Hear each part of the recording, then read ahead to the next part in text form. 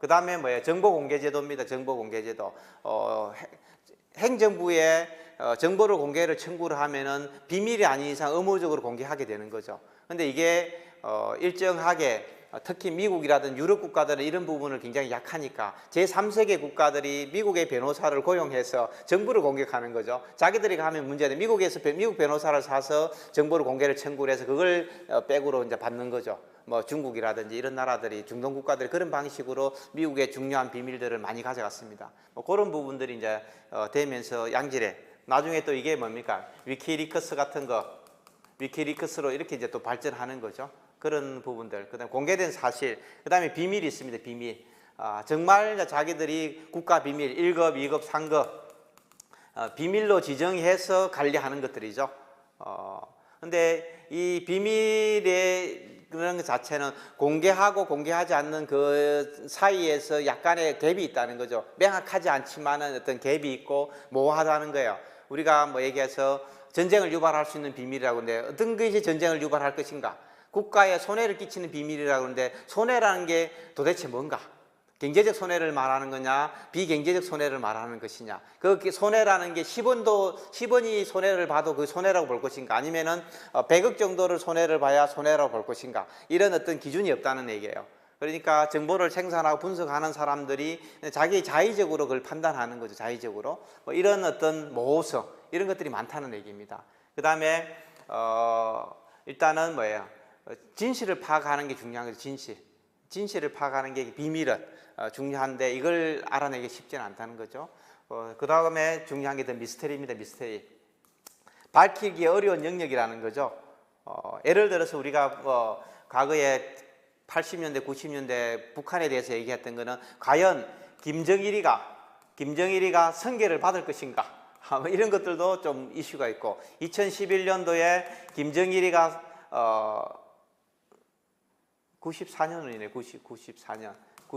94년도에 선계를 받고 나서 2011년도까지 정말 김정일이가 단독으로 북한을 지배하고 있는가, 아니면은 집단 지도 체제를 유지하고 있는가.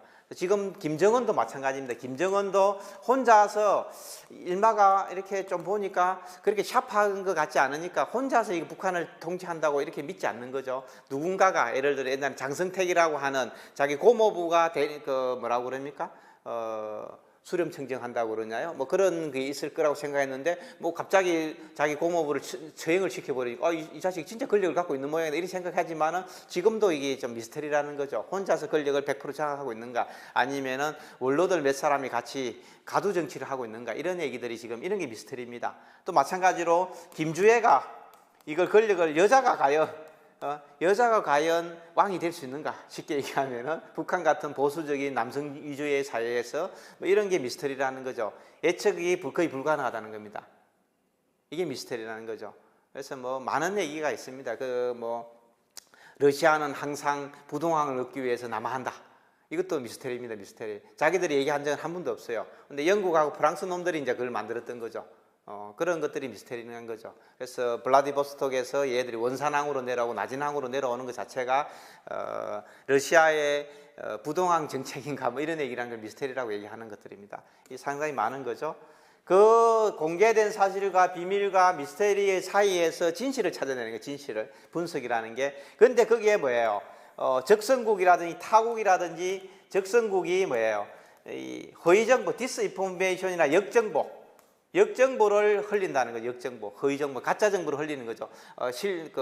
무기를 개발하는데 무기가 있다고 얘기한다든지 뭐 이런 여러 가지를 할 수 있는 거죠. 경제력이 없는데 경제력이 있다고 한다든지 뭐 그런 부분들이 허위정보들입니다. 잘못된 분석을 유도하게 의도적으로 흘리는 사실들입니다. 의도적으로. 그래서 우리가 뭐 미국의 스타워즈 같은 거, 레이건 정부가 스타워즈를 만드는 거죠. 야, 소련 너가 아무리 탄도 많이 만들어도 상관없어. 우리가 대기권에서 인공위성을 만들어서 너가 대기권 올라오면 다 100% 파괴할 수 있어. 이런 구라를 치니까 소련이 뭐예요? 미국의 파괴 위성을 회피할 수 있는 무기를 개발하는데 어마어마한 돈을 쓰는 거죠. 경제력을 실제로 거기다 낭비한 거예요. 그래서 91년도, 80년대 말부터 90년대 초까지 소련이 급격하게 붕괴된 건 경제력입니다. 경제력. 사상의 문제가 아닙니다. 사상의 문제. 불필요한 이 탄도미사일 개발하는데 어마어마한 비용을 쓰는 거죠. 그 다음에 두 중에 또 하나는 뭐예요?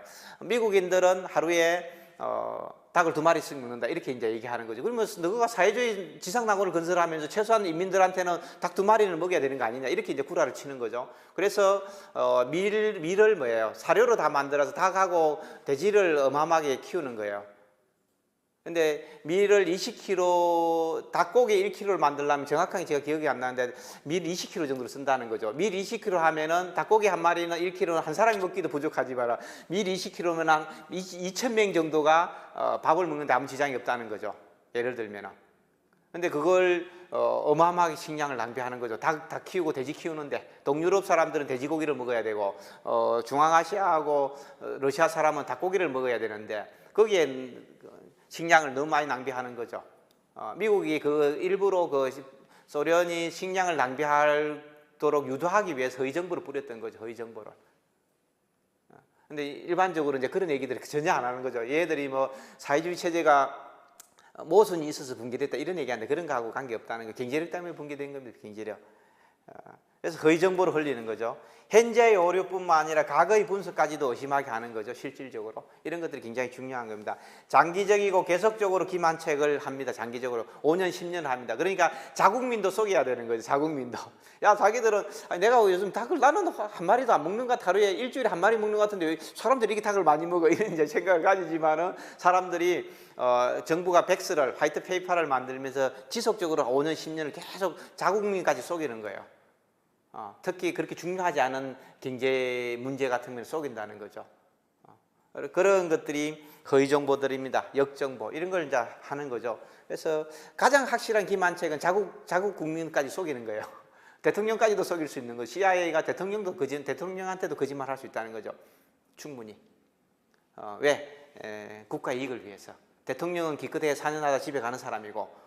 그렇기 때문에 국가라는 것이 영원히 가야 되기 때문에 그래서 공개된 사실과 비밀과 미스터리와 허위 정보들의 굉장히 복합적인 상황 속에서 거기서 진실을 찾아내는 거예요. 진실을. 그죠? 진실을 찾아내는 진실을. 이게 이제 중요하다는 얘기입니다. 인식론